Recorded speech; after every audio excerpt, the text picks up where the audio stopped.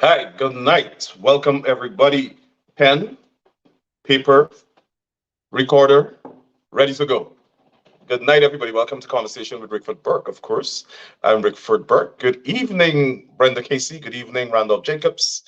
Good evening, everybody from Maryland. Text me, let me know where you're watching from. I'm seeing the whole crew from Brooklyn, my friend in Germany. Wow. Good night, everybody. Everybody share the link. Take some time, share the link. Get into all your Guyanese groups. You know how we do it. Get on Twitter. Get on WhatsApp, email, Messenger, Facebook Messenger, MSN Messenger, your phone Messenger, IG, wherever you have of your following. Everyone get into your Guyanese groups. Share the link. We have a lot of information for you tonight. My technical guys are ready. I'll need them tonight. He's laughing. I'll need them tonight. But share the link, everybody. We'll be right back. Everybody get into your groups and share the link. Share this link to at least 500 other people right now. Everybody together, share this link to 500 other people right now. I'll be back.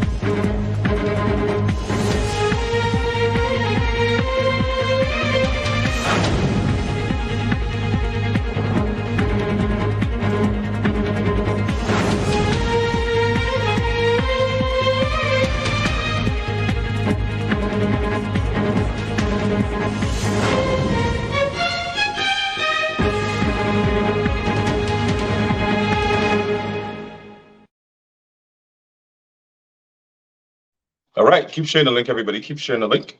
Like I said, everybody share the link to at least 20 other people. That's what I normally say.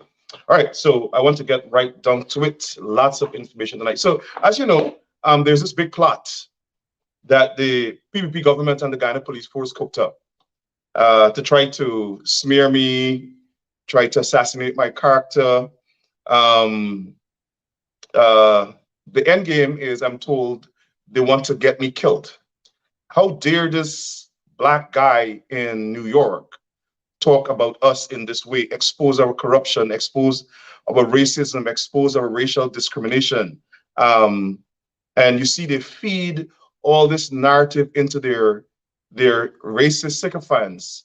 And you see them talking about, oh, he must be coming-winged, or we're going to do him like Waddle. And for those of you who don't know, those were two political activists that were murdered. So, and we know how Waddle was murdered by the PPP Death Squad. And we are yet to find out why Coming was murdered. We only know people who were associated with the PPP have been investigated for that murder. So that's their chant, right? They're not scared to say it. Any black leader in Guyana that challenges them, that's what they desire. They must be killed. So, you know, with that backdrop, even if you're out of the country, they think they have control of your speech. You cannot speak about us, or else we'll kill you, get you killed, use the arms of the state, use the Guyana police force to frame you. And we saw what happened with Bascom. And of course, I was instrumental in trying to expose that alleged corruption and cover up that Mr. Bascom spoke about. So vengeance. Everybody that criticizes the leadership of the Guyana police force must be criminally charged. They must attack you. They must do whatever it is. If you're in the diaspora, we will find a way. Even if it's to go to heaven, come back, go around the world, go to Australia, come back. Make up a couple of things, force a couple of people to say a couple of things. We will frame you until we get you. Other than that, we will stain your character. We'll use the instruments of law enforcement to malign you. And so that's what's going on. But my back is like dog feathers. It just skids off. Don't matter how they try. Don't matter. Let me say this tonight. I am not intimidated. My blood pressure is 122/70. I am not intimidated by the PPP. And as I said in my statement, they will have to kill me to silence me. They will have to kill me to silence me. I will always keep speaking out for the poor, the disadvantaged, the people who don't have a voice. I will keep speaking for them. I will always keep speaking for rights, for human rights, for civil rights, for people's rights. I will always speak out against racism, corruption, and discrimination. Always. So once you do that with the PPP, they carry out a campaign to smear you. They think everybody's going to be scared to associate with you. You have a wanted bulletin. I was at the mall today. And I don't know where these people know me from, but everybody was running up to me. I don't know how so many Guyanese go to the mall every day. And I went to the mall to pick up that picture right there. This picture you see right here, I love it so much. That's an African woman wearing the map of the continent of Africa on her head.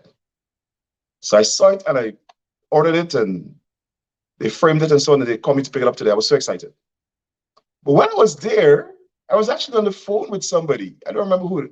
And people came up to me and they were talking and they said that they heard, like 3 different families, they heard about the atrocities of the Guyana police force. One was married to an African from, I think he said, Kenya. And he was giving me experiences about what he went through in different countries in Africa and what the experiences of different countries in Africa at the time they had democracy challenges.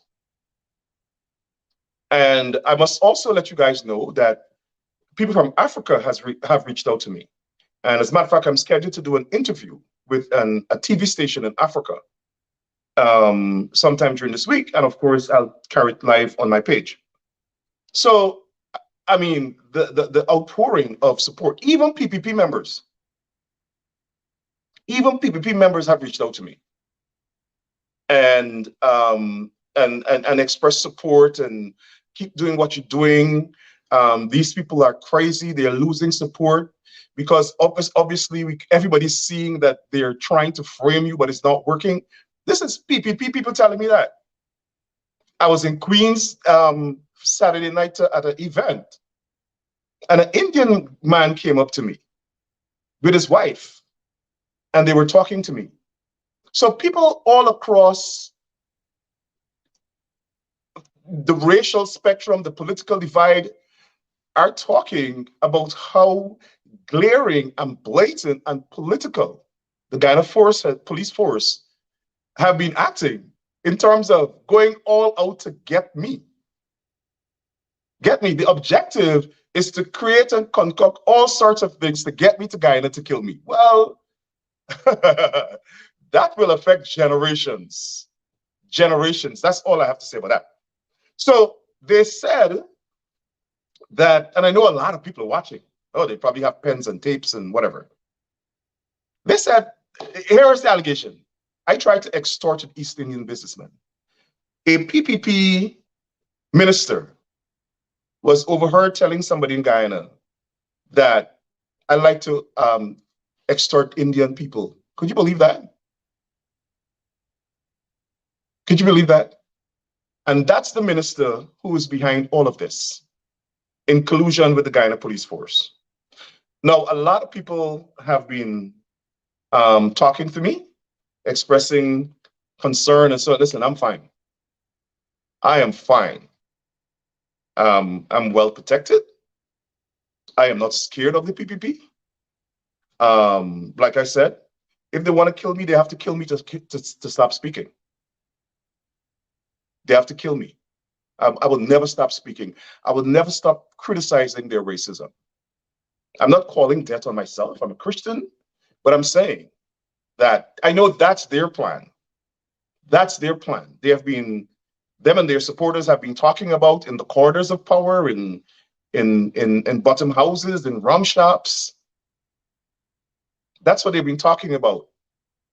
The Attorney General is under investigation in New York still for a report by a law enforcement officer who said he heard him making threats or advocating for me to be harmed. So they said that I tried to extort people for money and I'm involved in a conspiracy.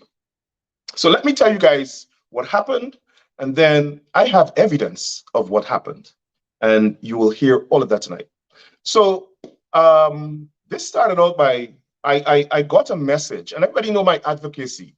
I'm passionate about resolving wrongs. I'm passionate about people taking advantage of poor people, my people.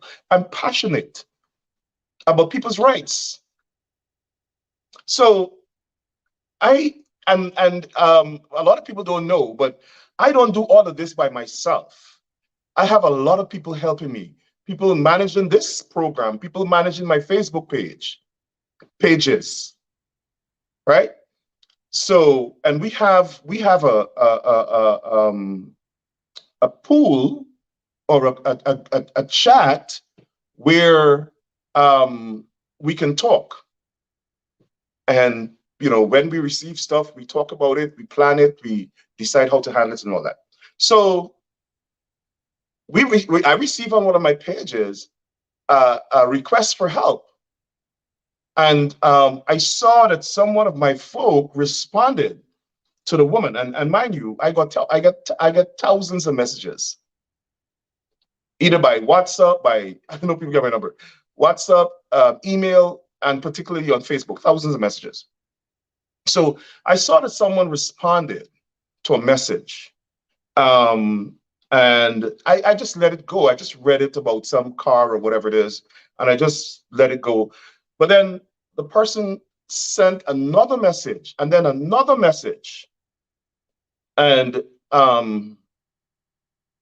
right, sorry, again, this is from some instructions. This woman said she was desperate for help. She was being taken advantage of. Could we help her by highlighting an issue? And what she had said is that she bought a car, a member of her family rather, bought a car from a car dealer, and she had signed as guarantor, and that the family member could not make a payment. And so the dealership came and took the car that was bought and the guarantor's car. So when I saw that, like, that's crazy. So I texted her back and I said, or one of my people texted her back, I don't remember, we communicated back with her and we asked her for information. We got some sort of documents, we all looked at it, and you know, we all looked at it, and we decided, sorry, somebody stopped me there. Yeah, we decided to ask her for more information. She sent more information, but not only did she send more information, she said she knew of other people that this thing had happened to. So, and then these people start messaging me. So this is on my Facebook page now. This is not on any news site. This is on my Facebook page. So we put a post on my Facebook page saying, hey, car dealership, a lot of people are complaining about these transactions. People feel that they're being treated unfairly. They feel they're being duped and they're being taken advantage of, words to that effect. And this needs to be corrected or resolved or whatever it is. By the time we put that message up, hundreds of people messaged us inbox and made comments on that post. And the following day, I think it was, or a few days after, Attorney James Bond contacted me and said the dealership says they wanted to resolve this matter. So I said, okay, fine. We spoke about it. But in that period, between that period, a businessman had contacted me and said, here, I have this problem too, and outlined the problem. And said, in addition to that, these people owe me hundreds of millions of dollars. So in my conversation with Mr. Bond, I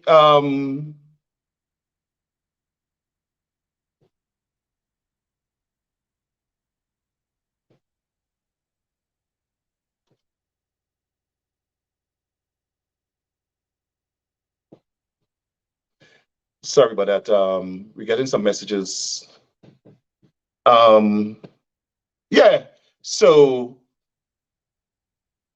I'm told. Are you guys seeing me properly? I'm told my internet is okay. Good. Everything's fine now. Yeah.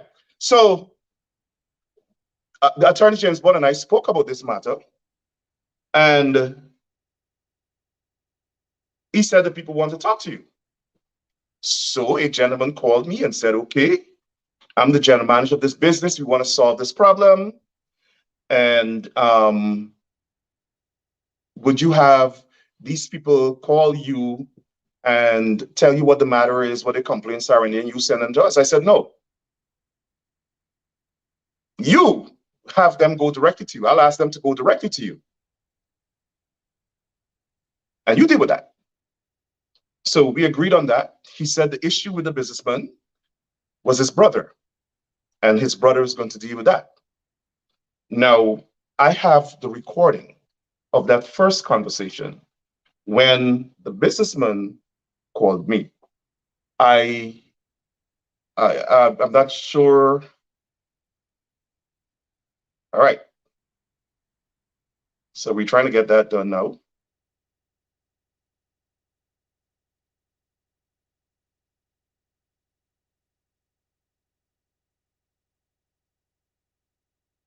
All right, we got you. Okay, he's going to pull it up.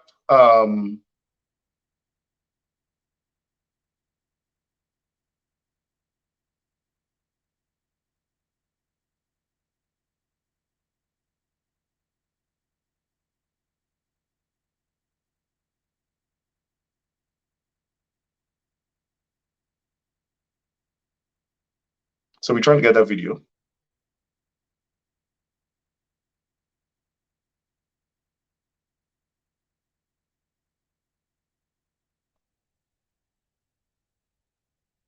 Well, Des is not BM, so the issue with Des, and he can confirm that. It's my brother, and he deals with spare parts. He does not deal with car auto sales.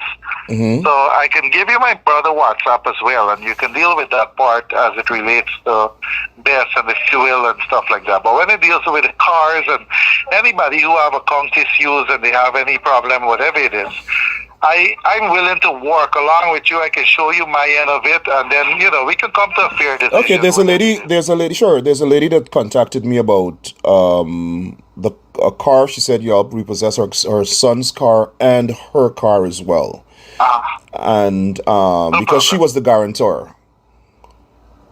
And okay, so you can WhatsApp it to me, and I can send you everything that we have, and then you can make the decision from there. Or we can go back and forth. But actually, as a businessman, see what you can do with the Facebook post as it relates to BM, so it's auto sales. All right. Well, here, this is the thing. Right? This is the thing. We want everybody. I'm the kind of person, as James would tell you, I'm a fair person. We want everybody to live happily or whatever it is, and to do their business without agree. Right. The issue with Darwin. If you can change it. If you can change the post, instead of bashing the company, if you can change the post, I put anybody has issue with BM Soda the sales to contact you directly, and you can represent them. No, I don't have to do that. They can contact you guys directly. The issue here, this is one the issue too, right? I have, and you can tell that I'm being fair. No, it's not only him. I'm being fair, right? I have at least 4 recordings, right? Where I don't know if it's your brother or whoever talking about different issues related to the same sale of some Range Rover, whatever. We didn't even put that out.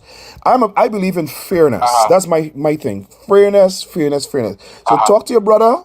Let your brother resolve the issue with Darwin. Resolve the issue. If you see how many people talking about the car issue, over 500. Talking about the car issue, how we all robbed them, this, that. That's not good. So I'm going to send you the examples for the people who sent to me. Is about 12 people. I'll send them directly to you on your, I'll ask them for their contact. I'll send them to you, and we proceed from there. Talk to your brother, let him call in Darwin, let him try to settle the matter, and everybody goes happy. I'm not trying to bring down your business. Okay. So that was the conversation. And I always make sure that when these kinds of situations occur, I record my conversations. So nobody's going to go and say, I did something or I said something. So I have recordings of my interactions with these people. And as you can tell, he called me. I don't think if somebody wants to extort somebody, they're going to call me and say, hey, come, call her, extort me. They called me. And in that conversation, after all of these people, hundreds of people on Facebook were talking about how they felt cheated, they wanted those complaints to be channeled to them. And like I said, and like you heard me saying, No, let them talk to you directly. So after that, I sent the complaints that where people send me documented evidence of stuff. They were like 12 to 15. There were a lot more, but we did not respond to them. I'm talking about complaints that people sent information that was credible. We sent to him. Those people messaged, some of those people messaged us back and said, the problem was solved. Thank you. We got our cars back. We made a payment, etc. This same gentleman called me back again and was telling me, yes, we solved this problem, we solved that problem. Like, all right, thanks. He also was texting me, telling me how these problems, explaining what these problems were and how they were resolved. I'm like, fine. The following day, the brother called me with attorney James Bond again and was attempting to explain to me what had happened with him and this other businessman. And this matters in court, so I'm going to avoid calling people's names. And I said, okay, good. With Mr. Bond on the phone, I said, why everybody doesn't get their lawyers, sit in a room, and resolve the issue. They said, okay, they want to resolve the issue. If I can talk to the other party and let them know that they're willing to resolve the issue. This is the issue with the businessman now, not the other hundreds of people with the car issue. There's an issue over fuel and a Range Rover that was sold, where the businessman had said he had bought a Range Rover from this dealership, and over the period of time that he had the Range Rover, he wasn't given the title. He then resold that vehicle to someone else, and the other person couldn't get a title either. In addition to that, the businessman had alleged that this dealer owed him hundreds of millions of dollars for 2 shipments of fuel. When the brother called me with attorney James Bond, he was disputing both the number owed as well as whether he owed it all. I'm like, listen, y'all sit up in the room, go to, the other side, and y'all discussed it. And we ended the conversation. Over a period of days, back and forth, they're all calling me. The brother's calling me, attorney Bond is calling me, the other side calling me. Somewhere in between, I saw a letter from the other businessman's lawyer. And I have the letter here. And the letter outlined that this businessman, who owns the dealership or an aspect of the dealership business, owed the other businessman, his client, it says here $170 million. And then in this letter, the lawyer accused the businessman of offloading his client's fuel without his permission, creating a false invoice, undervaluing the fuel for tax purposes, reducing on paper, submitted to GRA, the cost of the fuel and the amount of money owed to this lawyer's client, who's businessman number 2. The lawyer threatened a series of very harsh actions. I now started to advocate. I'm like, here, man, listen, y'all have me in the middle of this thing. Y'all are trying to settle it. Don't take these actions. They're saying they want to settle this matter, hold off. They're negotiating, talk to James Bond, and you all settle it. And like I said, every time they reach a roadblock or they have progress, they would message me or text me every side. So basically, James and I were the mediators, the peacekeepers. We're trying to have some process of conciliation. And I got busy and I disengaged for a while. And then attorney James Bond called me and said, here, we have an agreement. This is it. And remember, Mr. Bond was talking to the side both sides, but Mr. Bond was representing the interests of the businessman. And the other attorney was representing his client. And whenever there's like some sort of stumbling block to this negotiation to have this matter resolved, Mr. Bond would call me, or the other side would call me, or the businessman would text me and explain something or whatever. And we would engage like that very casually. At one point in time, I got upset because everybody was calling me and I couldn't get to focus on what I was doing. So I'm like, you guys are talking past each other. Everybody needs to sit in a room and stop calling me. You guys sit in a room and trash out what you have to trash out, ventilate all these issues, come up with an agreement right there. So Mr. Bond had called me and said, okay, there's an agreement. We will pay this businessman X. We will recover some money that we paid to someone else on his behalf, which he disputes, and then we will give that to him. So I said, hey, listen, that's your agreement right there. Why you guys are still fighting? That's your agreement. Sign agreement to that effect, and everybody goes happy. And specifically, that what Mr. Bond had represented to me, what the other both parties represent to me was in fact that exactly what Mr. Bond said. So I urged them, I said, you all put that in agreement, because by then, because of this protracted period judgment agreement, the partners for the businessman here and some politicians to whom they complained started calling me as well, saying, what's going on? You're the advocate, you're mediating what's going on here. We were not able to take legal action because we respect you and you said no, hold off on this, these people trying to resolve these issues. So now we're back at square one. So I said, I contacted Mr. Bond. I didn't hear from him. I contacted the businessman. I said, these people are calling again. What's the status? He said, okay, we have an agreement in draft. The other gentleman's lawyer drafted an agreement, sent as per your recommendation, we sent it to our lawyers, and that's where it is. And I left it at that.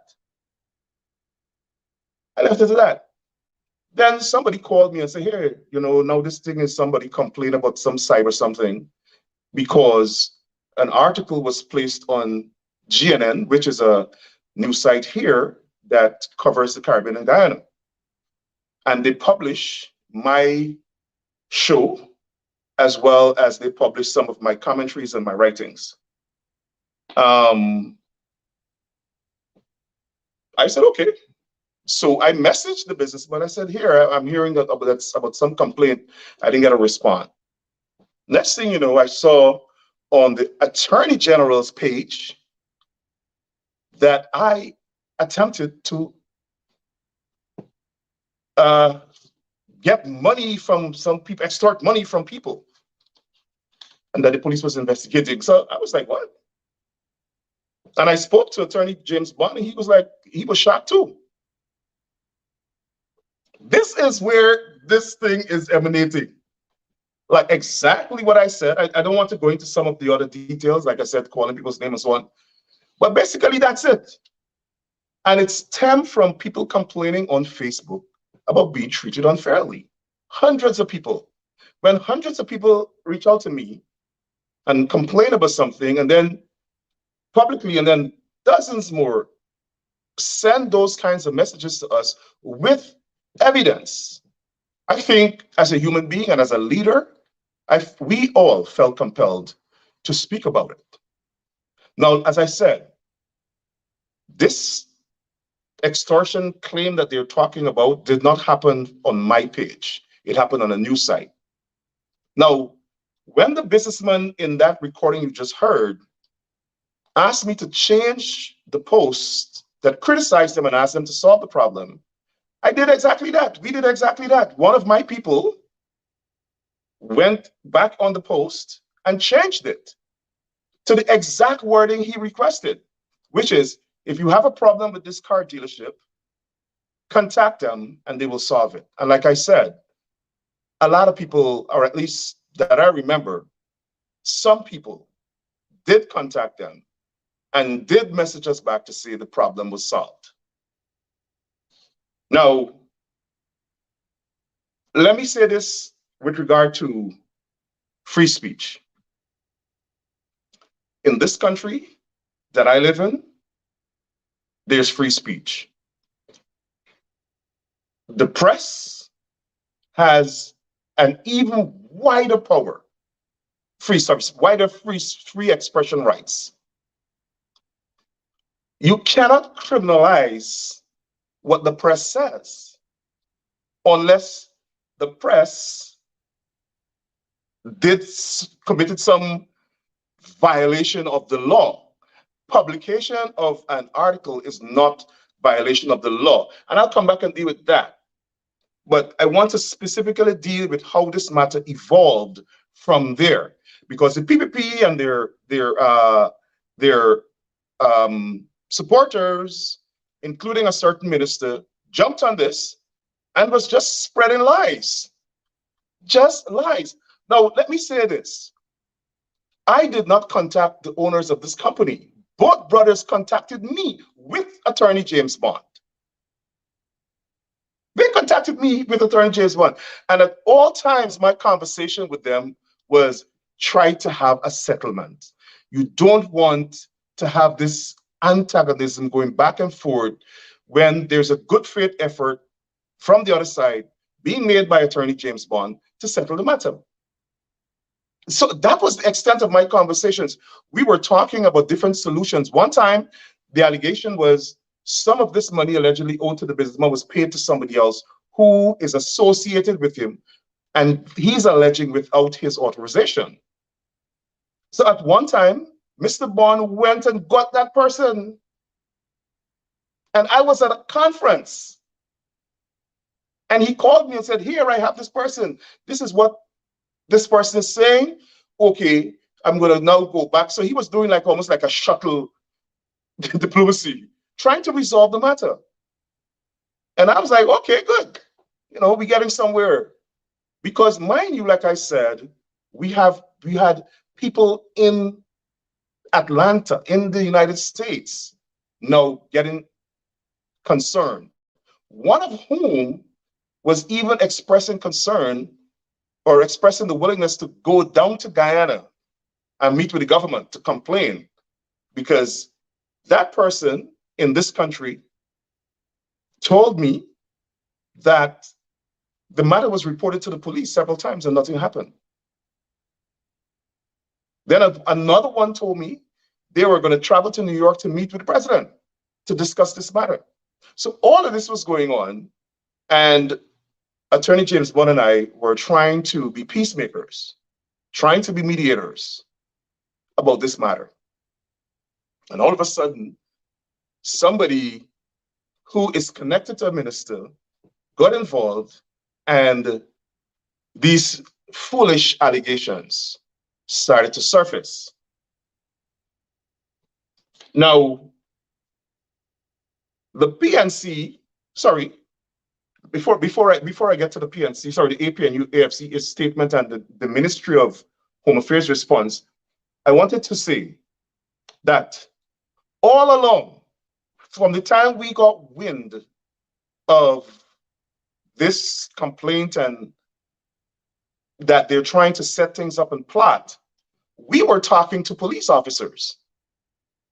Police officers who knew what this plot was giving us information. This is what they plan to do. This is what they plan to do on a daily basis almost. I don't want to put anybody in trouble, but I know I'm saying it in a way that wouldn't.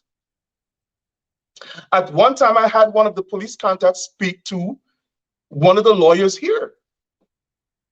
And he said, this is what, and exactly what that person said happened. That's why we were all the time exposing this as it developed, because we were receiving information that they were plotting this stuff.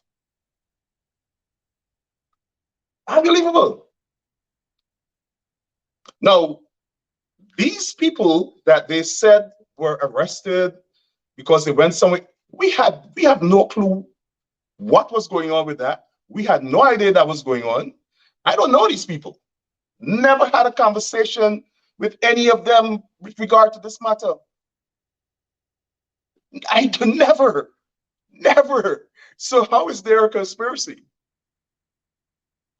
And how can I be part of a conspiracy when the business people called me to ask to help resolve the matter because of the different complaints that we had received?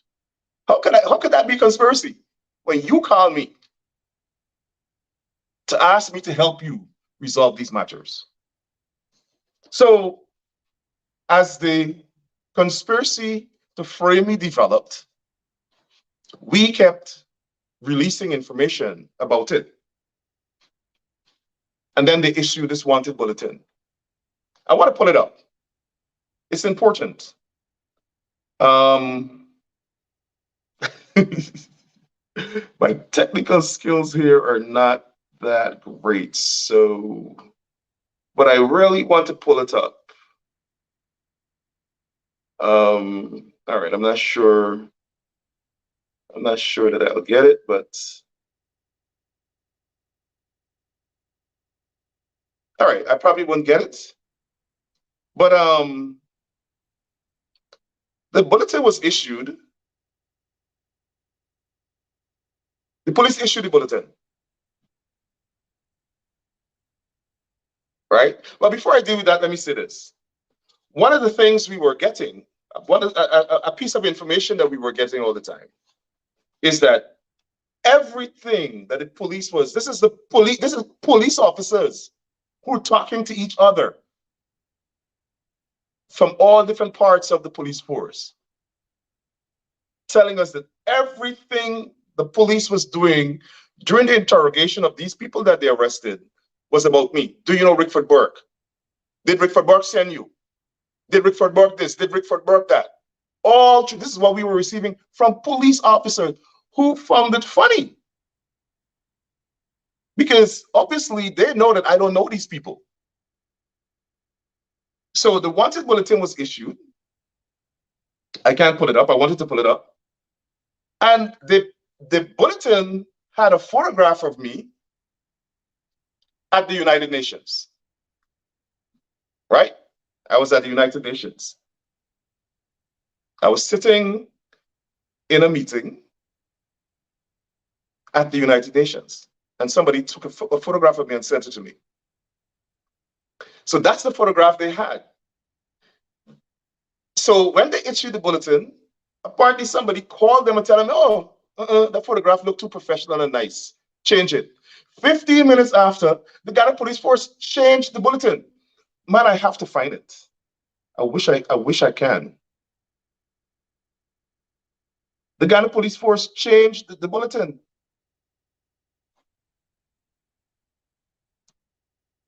So a distorted photograph of me to make me look like a criminal and a bad man, a big, ugly, dark fella.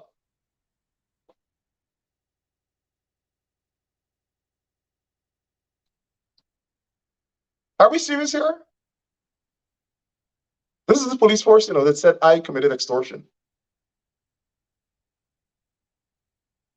Absolutely no facts, nothing.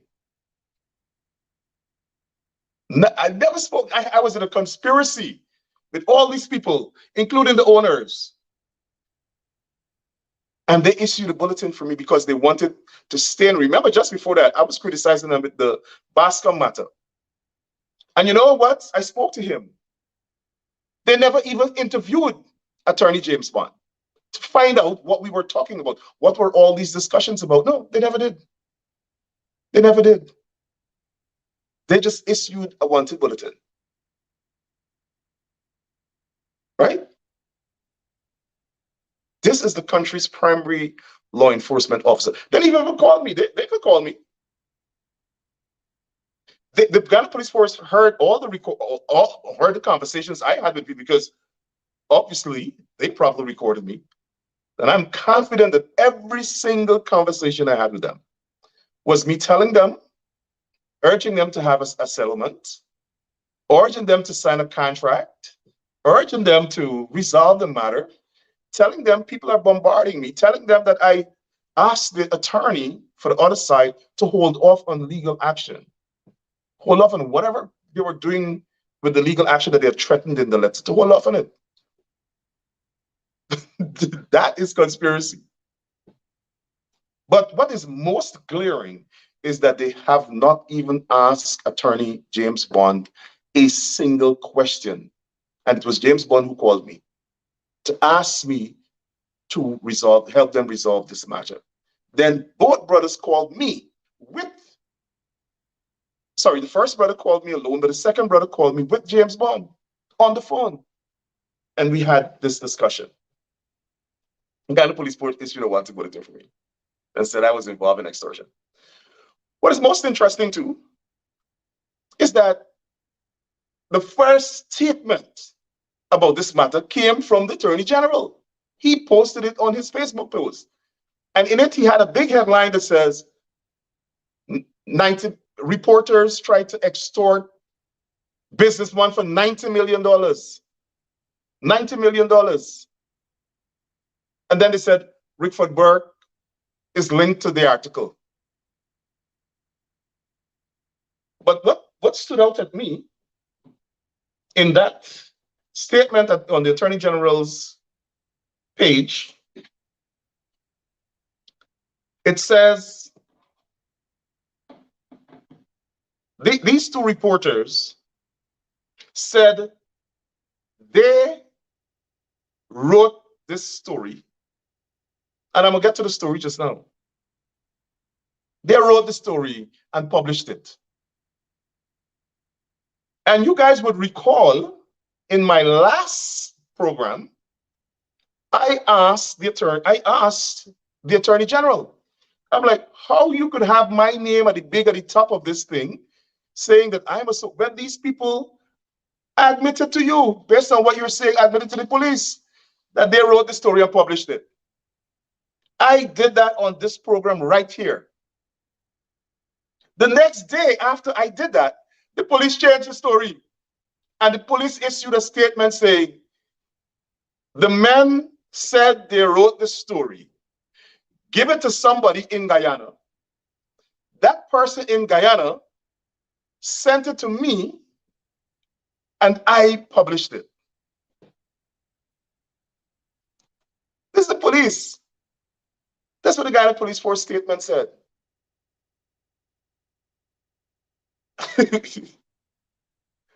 So listen to this. Listen to the level of not only fabrication, but speculation.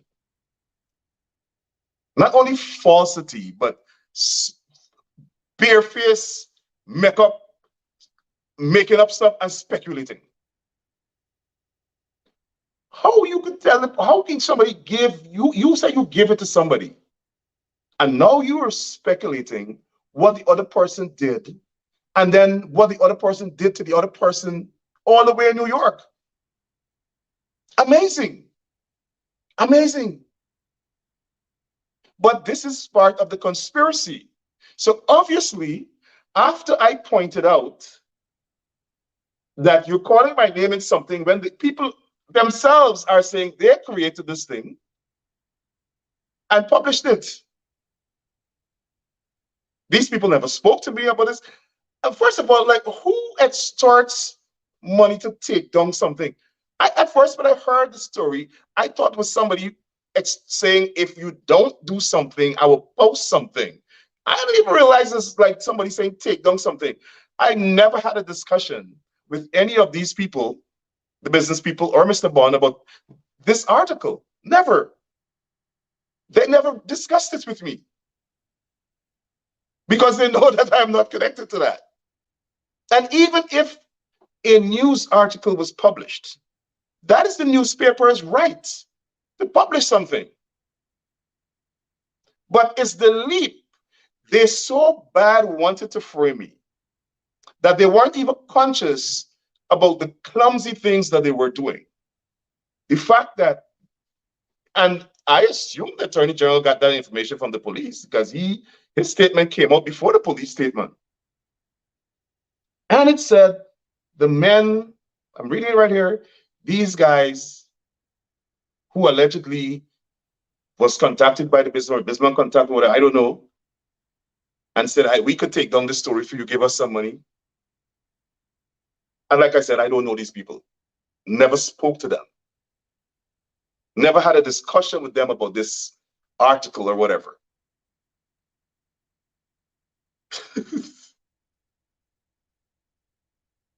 Never.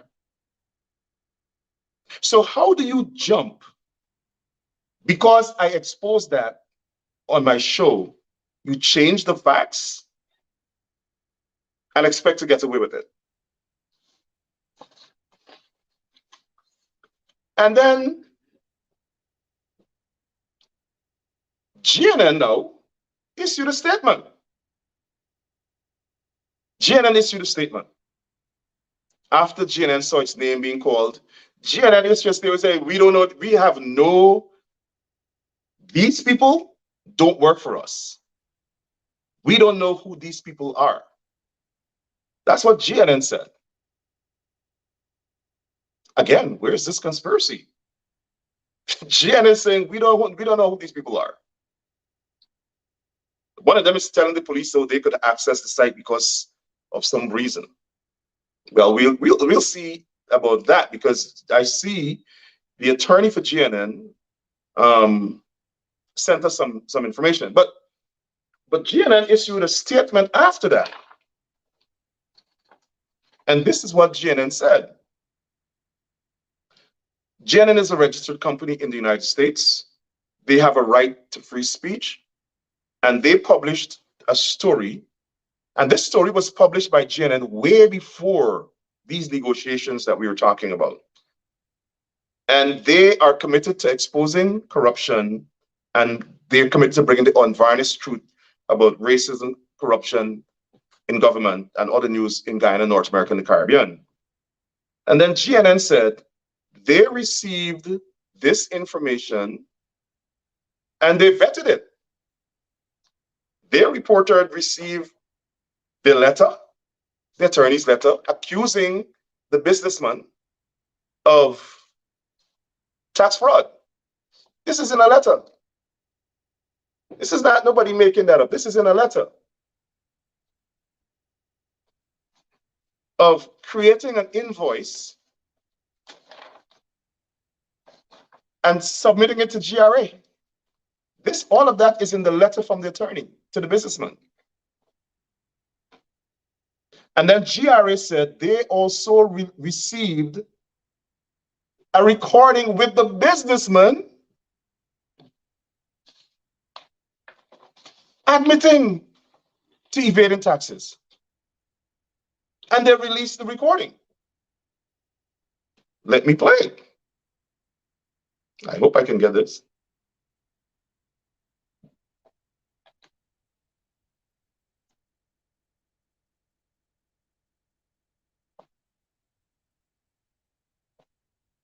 GRA and rank talk and the whole problem and the shit knock the fund. Me no want get involved in anything now.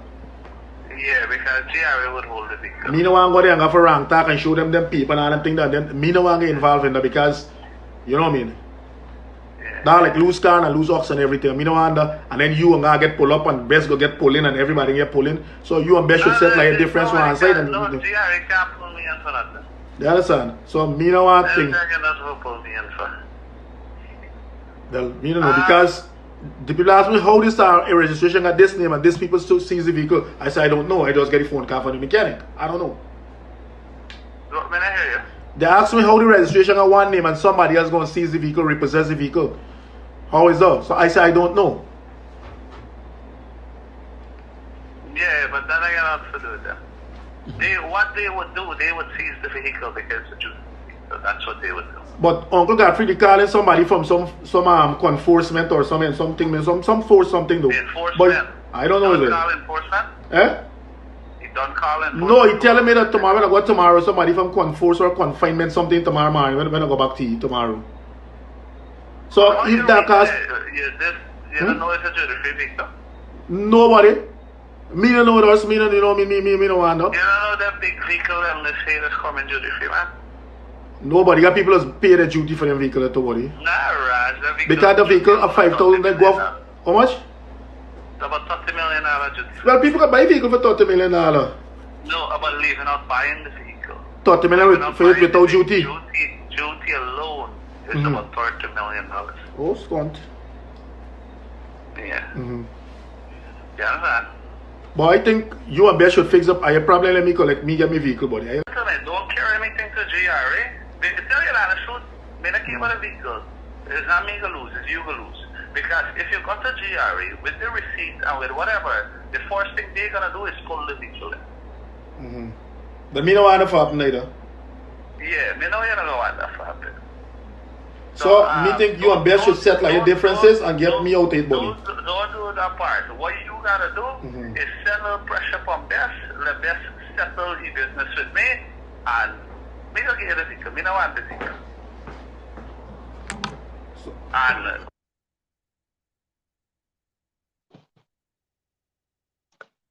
when I read the GNN article, and like I said,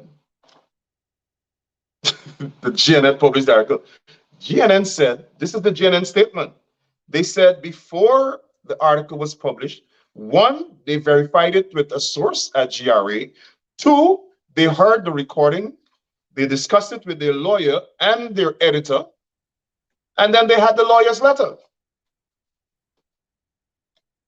Now, the police, and then, like I said, that's GRA. That's GNN. That's their statement.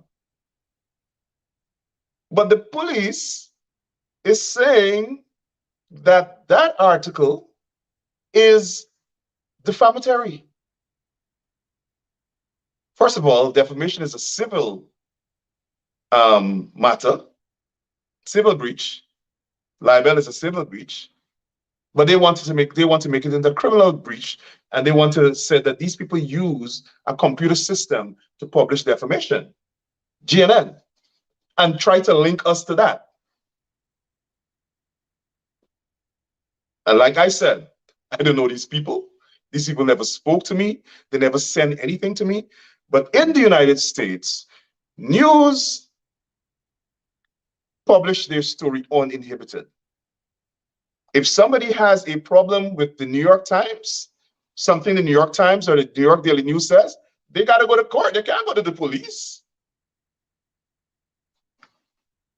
But the police got themselves involved in this matter. Why? Because they're trying to set up a story to frame Rickford Burke, who has been very critical of them, and they want to get back at him. But in any case, and I am not defending the article, the article's publishers will defend the article. But I am looking at this bulletin that they placed my name on that says I am wanted for this conspiracy to defame somebody, or I am wanted in relation to a conspiracy to extort money by publishing this article, when in fact the article has already been published. So what is the what is the point of the extortion here? If the article was already published, how can somebody try to extort money for the publication of this article? And how can somebody try to extort money? I'm not defending the people. I'm just saying you have my name on something. So I'm going to look at the legal issues in relation to this. What is the extortion? Where is the conspiracy? But that's a matter that these people's lawyers and so on. But I'm talking about in relation to me. Like, how do I get involved in that? But the truth, the second point is the truth cannot be defamation. If I publicly go out there and punch John Doe and tells John Doe and tell John Doe about his mother, and someone goes on TV and says Rickford Burke punched John Doe and said X and told John Doe X about his mother, how am I suing that person? It's truth. Defamation arises out of falsehood, falsity. The businessman is on tape admitting that they don't pay taxes on these vehicles. They bring them in duty free. That's what the article said when I read it. At least that's my reading of it. He's on tape admitting that. The lawyer is saying that. And then GNN says they have a source at GRA Who said that they're aware of that? Anyway, that's their business. But the point is, how does Rickford Burke, who you called to ask to mediate in this dispute, how does Rickford Burke, and you're having discussion with me, and mind you, these discussions weren't in a vacuum with these guys and Rickford Burke. They were always with the attorneys.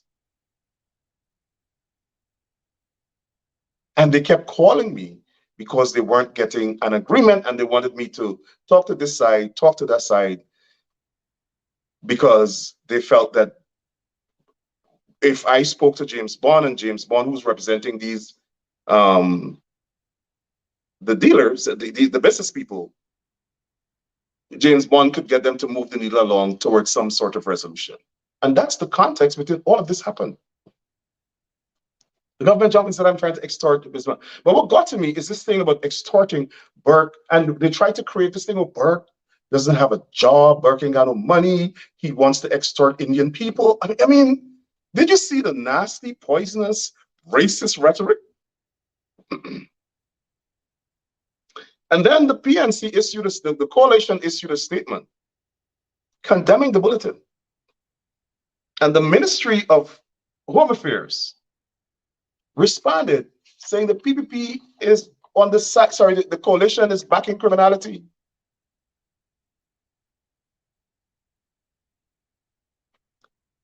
I didn't see the coalition back anybody that stole government property and government law books.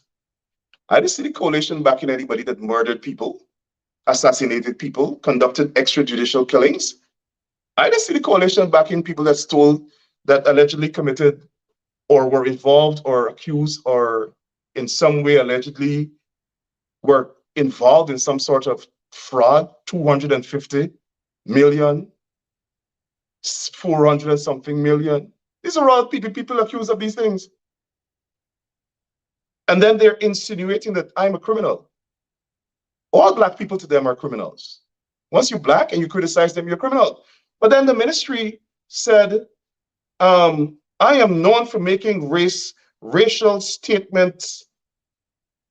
I am known for making racial statements,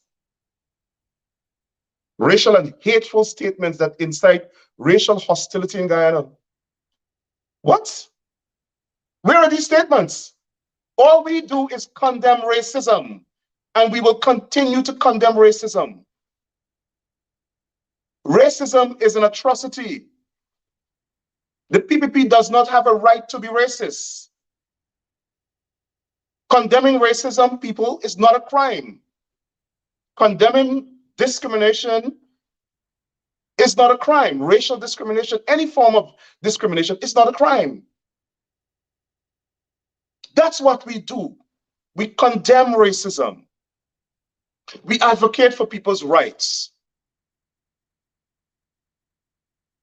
What the PPP wants to do, be racist, and people must not say anything, criminalize, condemnation of racism as a strategy to get you to shut up. It's not going to happen.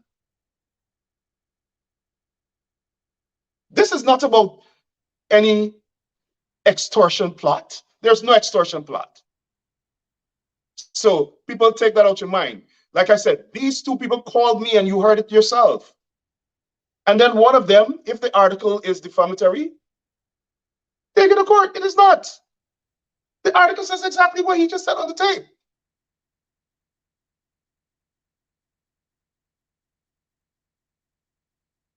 So how can defamation come from the truth? But like I said, they so bad want to get Rickford Burke that they had to take this leap because this is probably their only time they could do that.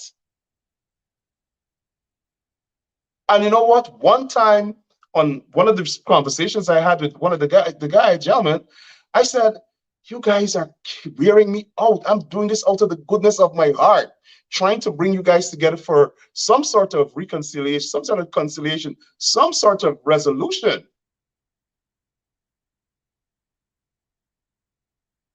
And you're telling me that I committed some sort of extortion? I mean, for who? For who? And then the Ministry of Home Affairs issues this statement. All they want to do is shut up black people. All they want to do is accuse us of being criminals. This is like the Jim Crow era in America. This is what the KKK folks did to black people.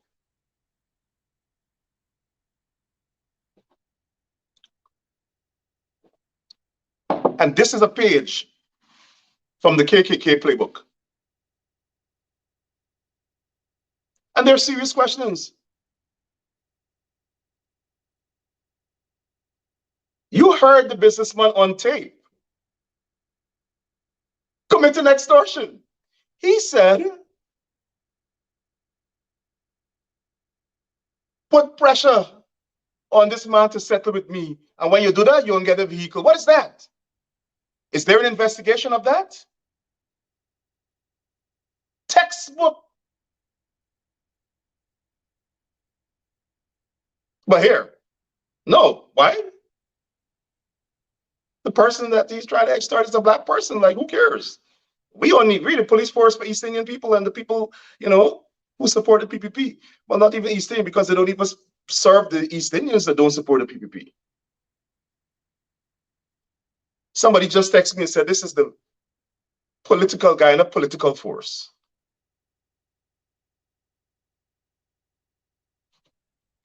And then GNN's statement also says here, and this is a letter. Sorry, this is a letter that today went to the New York Attorney General from the lawyer for GNN. And it says, even though this alleged story was not published on GNN website, but on GNN's Facebook page, the Guyana Police Force hacked into the GNN website. Not only did they hack into the GNN website without a warrant from a judge in the United States, because GNN is based in the United States, they stole data and deleted data. So this is the Guyana Police Force. This is not me saying that. This is the attorney for GNN writing to the Attorney General. You think the Guyana Police Force could hack into the website of the New York Times and steal data? And delete data? Who these people think they are? That they're all powerful, they're rulers of the universe? That they could hack into a website? Website has nothing. Listen, the website, this is how you know they're being malicious. The website has nothing based on what they're saying. This is what GNN is saying, because GNN is saying this story was not published on its website. It was published on its Facebook page. But they hacked into the GNN website, which then, based on what the letter is saying here, give them access to the Facebook page without a warrant. So this was an illegal search, a violation of the rights of GNN, a United States company. A United States company. How are they no different from the Russian hackers or the Chinese hackers? That's a crime. That's cybercrime. This is not Rick Fort Burke saying that. I'm reading from the letter that went to the Attorney General today from GNN. GNN is saying that we ask a cybersecurity company to analyze the website and their Facebook. This is what GNN is saying. And they determined And why they are so clear about the Guyana Police Force is because statements emanated from the force or government people said that this happened. The cybersecurity firm, this is the letter from the attorney, determined that logs were deleted. Logs were deleted. Data was deleted from the website. And they're continuing to assess the website. It's the lawyer for GNN. So the Guyana Police Force hacked into, based on what the lawyer said, hacked into the website without a warrant from a United States judge, because we know what they'll do now. They could probably go back and get a judge to sign a warrant and say they needed something. GNN is not, and they know that. They know that because they're saying it was published from the United States. That's what they allege. They allege that somebody give it to somebody, that somebody give it to somebody, whatever it is, that ended up being published in the United States. They said that. The police statement said that. So they know that that company is in the United States.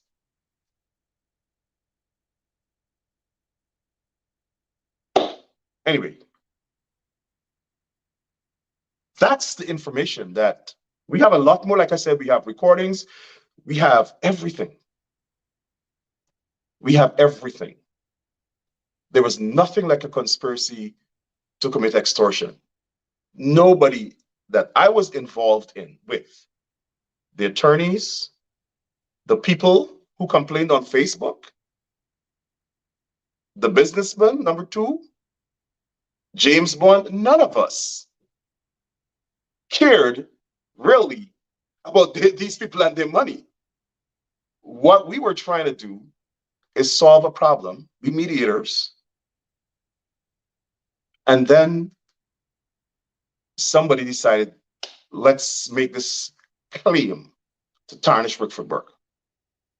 They're not going to tarnish me. My head is held high. My head is held high. I don't need East Indian people's money, like what they're saying. And I believe in the rule of law. I'm not sure about the people in the government or the police force. I believe in the rule of law. I don't believe in threatening people. I believe in taking you to court. Like the attorney for the businessman number two said, if you fail to comply with my request in this letter, we'll take you to court. That's what I believe in. So don't try to frame me and smear me and go all crazy with this stuff. And there's another aspect of it, but I'm advised by the attorneys not to comment, not to comment. So I'm doing that. I will not comment on other aspects of this because we're not going to help them with their arguments. We already helped them with one argument by pointing out that the men said they created the story and published it. And when we pointed out, the police changed the statement to say they gave it to somebody, somebody gave it to me. So we'll keep on this. My attorneys here in New York, sometime this week, will act. And my attorneys in New York in Guyana, will be filing several lawsuits. And you'll see them as they unfold. I just wanted to provide this clarity tonight. I have evidence. I have evidence to prove that no one was involved in a conspiracy. I have evidence to prove that it is the police force and politicians who entered into a conspiracy and a plot to try to frame me. I'm not going to allow them to do it. They're not going to get away with it. that's all for now. Thank you for watching. Join me Thursday night for another edition of Conversation with Victor Burke. Have a great night, everybody, and see you again. Spread the word.